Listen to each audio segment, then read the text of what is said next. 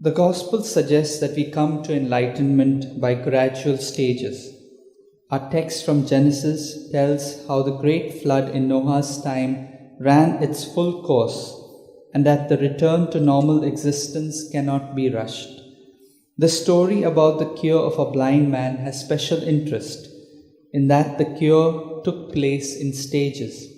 At first, the man got back a blurred vision, and he dimly saw people looking like trees walking.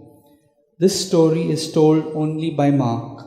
It was not even adapted by Matthew and Luke, even though they both relied heavily on Mark as a source. Maybe they were repelled by the fact that Jesus put his spittle on the blind man's eyes. Jesus seems to take people as he finds them. There is a gentleness in his dealing with the blind man's need. First, he took him by the hand and led him outside the village. Then, away from the crowd, he put spittle on his eyes, and touching the closed eyelids with his fingers, he bonded with the blind man. This poor man could not see the compassion in Jesus' eyes at the first sight of his disability, but could feel the clasp of his hand and touch of his fingers. Jesus fully adapted himself to the human condition of need. The stages of the miracles are interesting.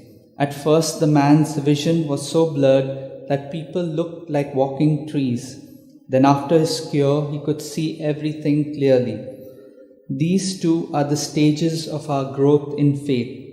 We may be grateful to Mark for preserving the memory of Jesus working by stages. This applies to our life also, and any growth we may make towards holiness. We cannot reach holiness on our own, but must let Jesus take us by the hand. We too should take the hand of our neighbor in need, and to our surprise, the hand that we clasp is leading us to our salvation. That I learn to find God in all things and all things in God. Let's pray for this grace for one another.